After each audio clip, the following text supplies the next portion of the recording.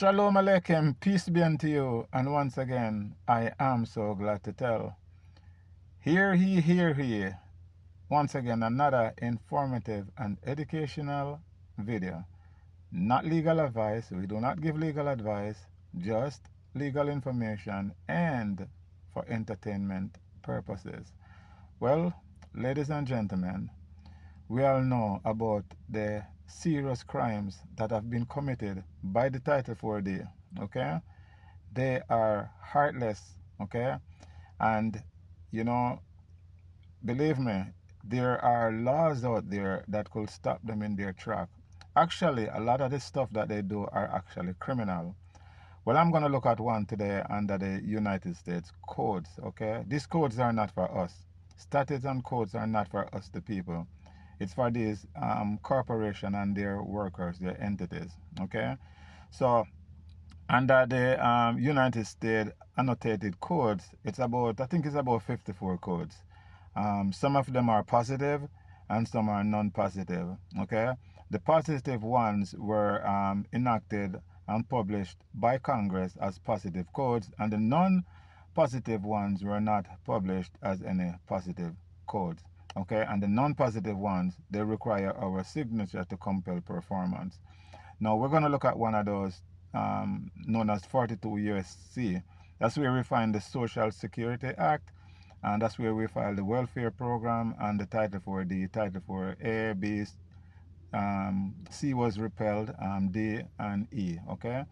And also we're going to look at another interesting code, which is 18 USC.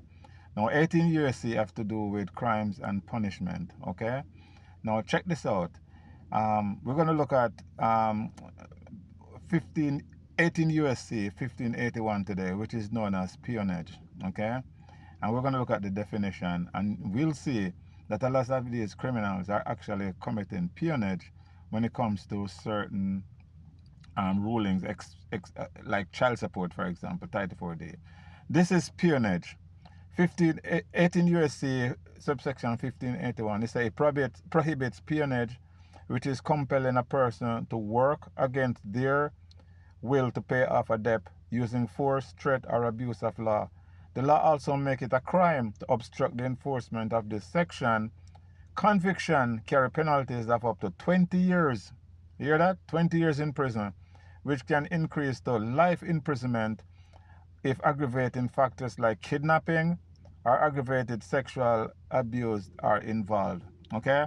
So when the sheriff department, who is a sworn constitutional officer, comes and he arrests somebody for an alleged debt, okay, that's armed kidnapping, because what they're doing is unconstitutional, okay, and that falls under the definition of peonage.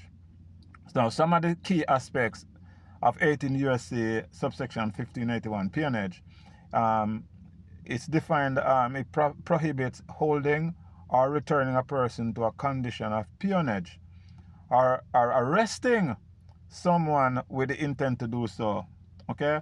Peonage is the condition of being forced to work to pay off a debt. Isn't that what Title 4D child support is?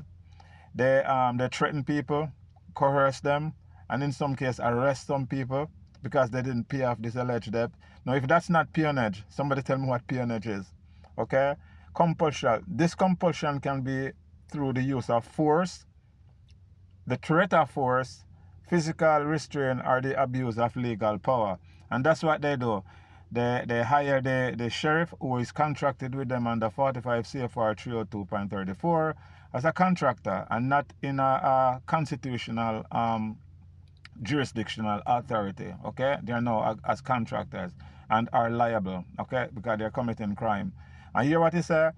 The abuse of legal power. In other words, they use the cloak, the color of authority, to fool and bribe and trick and threaten people into paying this alleged made-up debt, okay?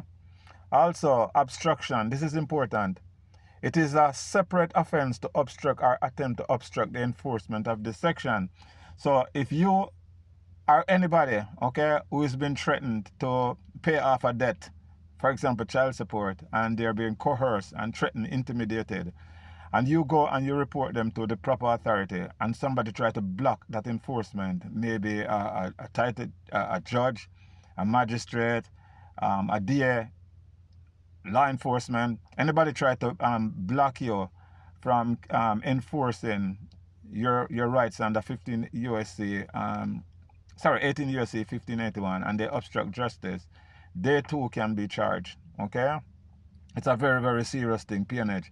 And the reason why they did this, because the 13th Amendment, the second 13th Amendment, because this 13th Amendment that we have is not the original 13th Amendment.